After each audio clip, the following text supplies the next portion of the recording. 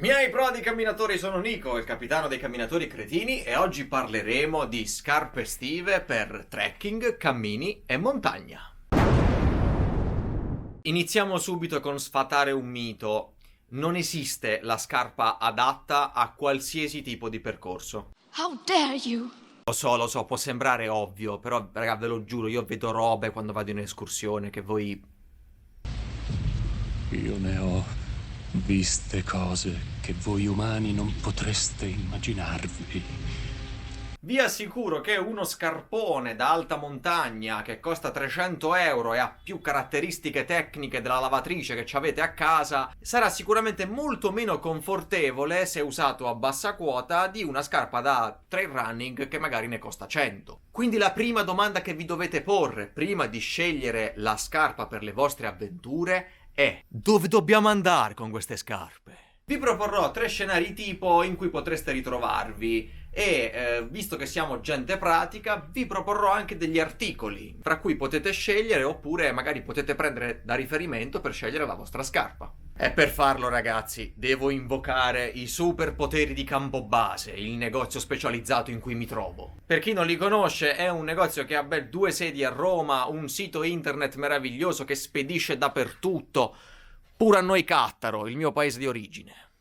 Questa volta vogliamo partire dai terreni più ardui per poi arrivare a quelli più semplici e accessibili, quindi sarà una classifica a scalare. Scenario numero 1. Siete degli amanti dell'alta montagna, ma che dico alta? Altissima! Cioè, per voi il più bel ferragosto è passarlo sopra un ghiacciaio, cioè non riuscite a dormire bene se non state sopra i 3000 metri. In situazioni del genere, quindi parliamo di alpinismo, dobbiamo avere delle scarpe che hanno delle caratteristiche tecniche proprio importanti per la nostra salute. E iniziamo subito con la Trango Tower Extreme di La Sportiva. Beh ragazzi, questo è uno scarpone importante, ha una suola rigida che vi regala una grande stabilità.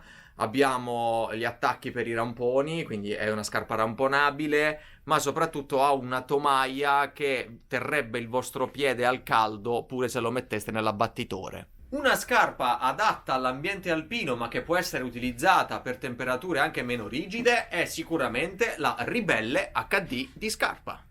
Mamma mia, sei fortissimo. Ormai è proprio un grande. Sei un grande, inutile. Se ti serve una mano a teatro, chiamo me. Lo so, è un attimo che ti ritrovi al Sistina a fare uno spettacolo.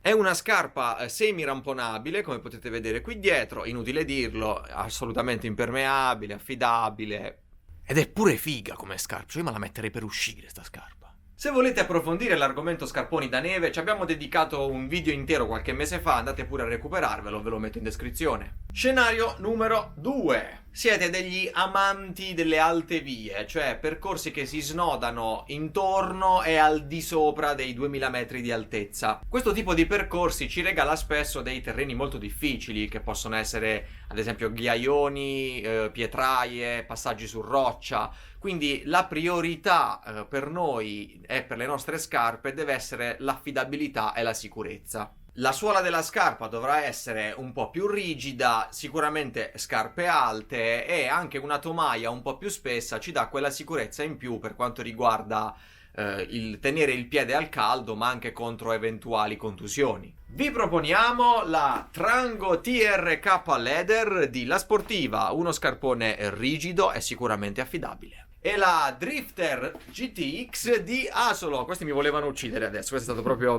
verso di me. È una scarpa leggermente meno rigida della precedente, quindi un po' più confortevole. Scenario numero 3. Siete degli amanti dei percorsi a bassa quota, quindi vi piacciono boschi, ruscelli, il verde, le caprette che vi fanno ciao. Naturalmente in questo scenario rientrano anche tutti coloro che amano percorrere i cammini sociali. Non sai che cos'è un cammino sociale?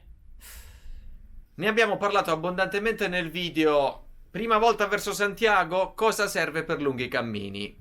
Se vi interessa, andate a recuperarlo, ve lo metto in descrizione.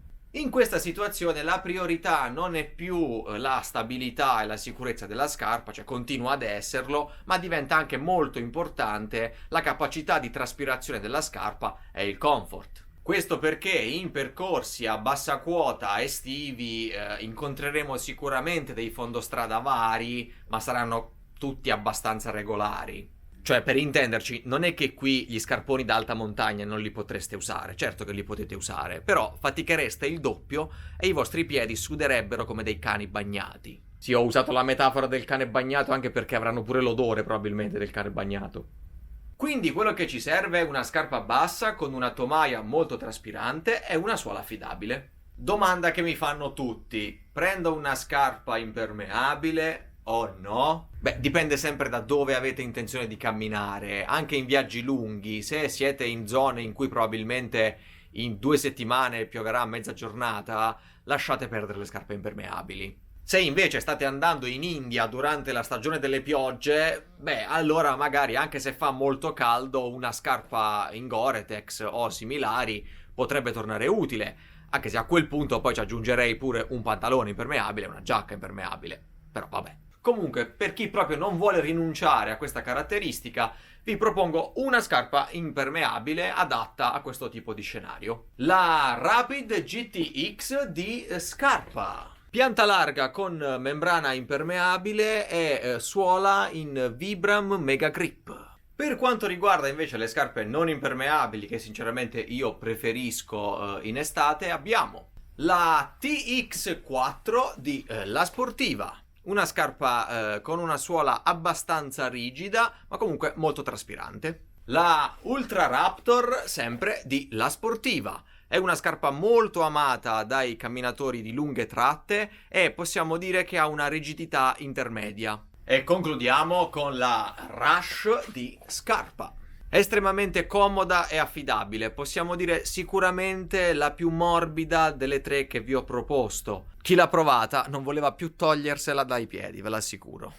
Bene camminatori, il capitano dei cretini e tutto lo staff di Campobase vi augura una bellissima stagione di viaggi, avventure e trekking.